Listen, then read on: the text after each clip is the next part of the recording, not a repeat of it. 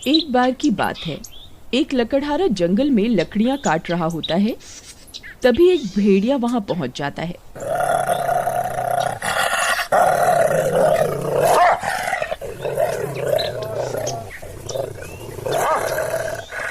वह लकड़हारा उस भेड़िए को देखकर बहुत डर जाता है।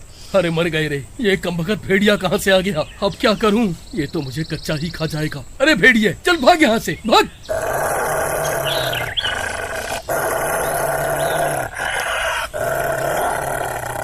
तभी भेड़िया उसे देखकर गुर्राने लगता है। अरे मर गया रे, ये कमबख्त तो गुर्रा रहा है। अब क्या करूं? अरे भागो रे, अरे मर गए रे, अरे भागो रे, अरे मर गए रे, मर गए।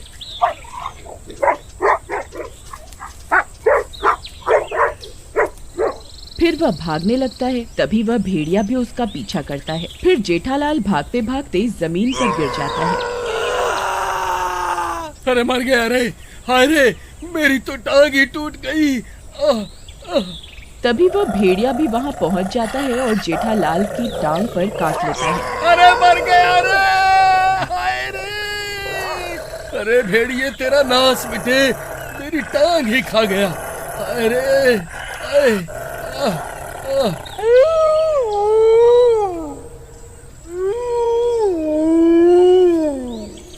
फिर वह भेड़िया उसे काट कर वहाँ से भाग जाता है और जेठालाल भी जैसे तैसे अपने घर आ जाता है। अजी, ये क्या हो गया? ये आपकी टांग से खून कैसे निकल रहा है? मैं जंगल में लकड़ियाँ काट रहा था, तभी एक कमबख्त भेड़िए ने मेरी टांग पर काट लिया।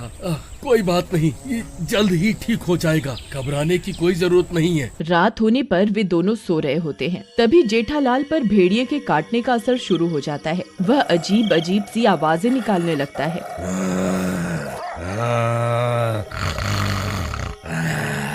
ये आवाजें सुनकर उसकी पत्नी डर जाती है। अरे नास मिटे, ये कैसी कैसी आवाजें निकाल रहा है? चुपचाप सो जा, नहीं मेरी नींद खराब मत कर, नहीं तो सुबह खाना नहीं बनाऊंगी। तभी जेठालाल आधा भेड़िया बन जाता है।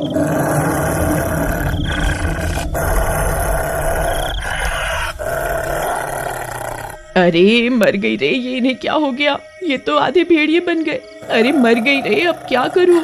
फिर कमला भागकर घर से बाहर चली जाती है और बाहर से दरवाजा बंद कर देती है। फिर वह हैवान जोर जोर से दरवाजा पीटने लगता है और बाहर निकलने की कोशिश करने लगता है। वह भेड़िया खिड़की से झांककर बाहर देखने लगता है। मूर्ख औरत, दरवाजा खोल, मुझे बहुत भूख लगी है। खोल दरवाजा। अजी, ये आपको क्या हो गया? आप तो आधे भेड़िए बन गए हैं जी। कहीं उस भेड़िए के काटने की वजह से तो ये सब नहीं हो रहा। अब क्या करूं? तभी इतना शोर शराबा सुनकर कुछ गांव वाले भी वहां पहुंच जाते हैं। घर में उस आधे भेड़िए आधे इंसान को देखकर सभी चौंक जाते हैं।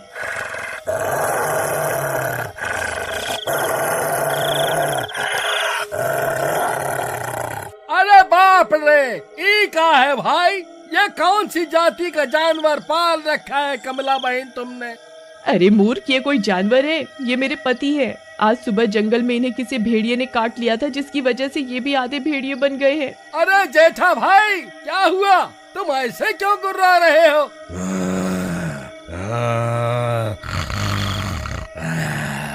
जरा शांति से बैठ जाओ भाई, सब ठीक हो जाएगा। तभी वह गुर्राने लगता है। मूर्ख गाँव वालों, मुझे एक बार घर से बाहर निकलने दो, फिर देखो मैं तुम्हारी क्या हालत करूँगा। अरे भाई, अगर ये बाहर निकल गया तो हम में से किसी को जिंदा नहीं छोड़ेगा। लेकिन भाई, अब इसका करे क्या? भाई, जब तक हमें इसे ठीक करने का उपाय नहीं मिल जाता है, इसे यहीं कैद करके रखना होगा।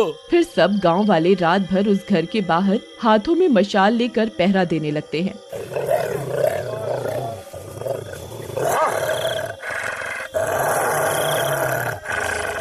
और इसी तरह पूरी रात बीत जाती है। फिर दिन होते ही जेठालाल ठीक हो जाता है।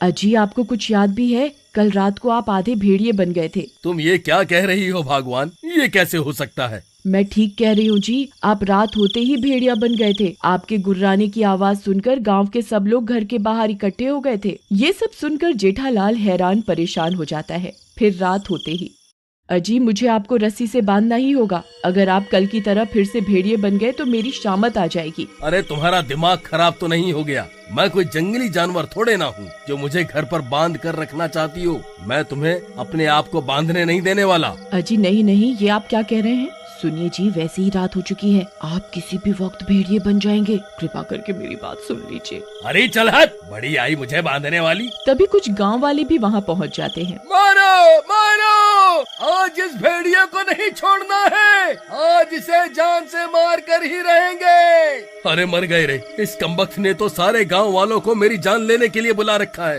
अब क्या करूं? ये लोग तो मुझे जान से मारना चाहते हैं।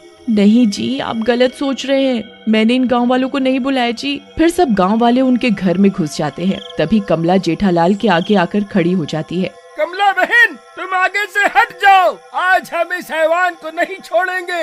अगर ये हैवान बन गया तो हम सबकी शामत आ जाएगी। नहीं नहीं, मैं ऐसा तुम्हें कुछ नहीं करने दूंगी। खबरदार किसी ने आगे आने की कोशिश भी की तो। सुनिए जी, आप यहाँ से भाग जाइए, नहीं तो ये सब गांव वाले आपको जान से मार देंगे। फिर जेठालाल वहाँ से भागने लगता है।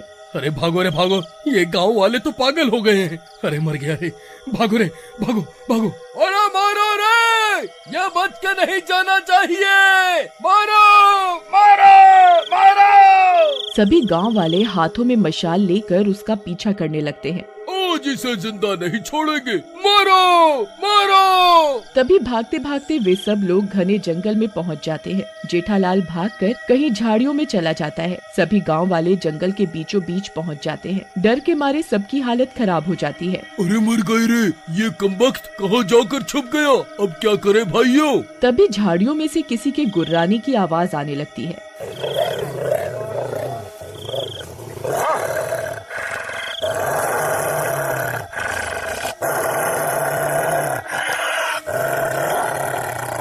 सभी गांव वाले डर जाते हैं। तभी जेठालाल सामने आ जाता है। वह अब हैवान बन चुका होता है। अरे मर गए रे, ये नास मीठा तो हैवान बन गया रे। अरे भाइयों, जल्दी से यहाँ से भागो, नहीं तो आज कोई नहीं बचेगा। अरे भागो रे, सब अपनी अपनी जान बचाकर भागो रे। फिर सभी गांव वाले वहाँ से भागने लगते हैं। अरे भागो रे, ये तो आदमखोर बन गया है। ये कमबख्त तो हमारे खून का प्यासा बन गया है।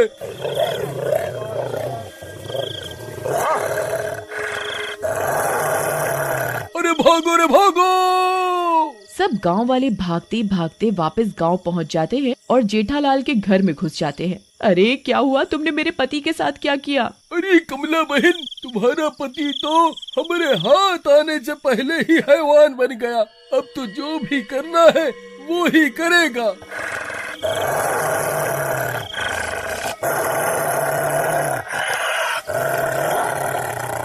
तभी वह हैवान भी उनका पीछा करता हुआ वहाँ पहुँच जाता है।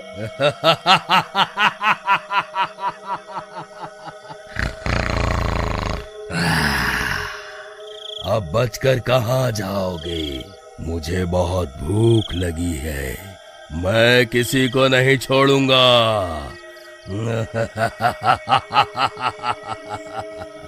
अजी रुक जाइए, ऐसा मत कीजिए। देखिए ना, इस तस्वीर को देखिए, मैं आपकी पत्नी हूँ और आप मेरे पति हैं। आपको कुछ भी याद नहीं है क्या? फिर उस तस्वीर को देखकर वह हैवान कुछ पल के लिए वहीं रुक जाता है। तभी वहाँ एक महामुनि पहुँच जाते हैं और उस हैवान के गले में एक माला डाल देते हैं। जैसे ही माला उसके गले में पड़ती है, जेठालाल के ऊपर से उस हैवान का साया हटने लगता है और देखते ही देखते वह ठीक हो जाता है।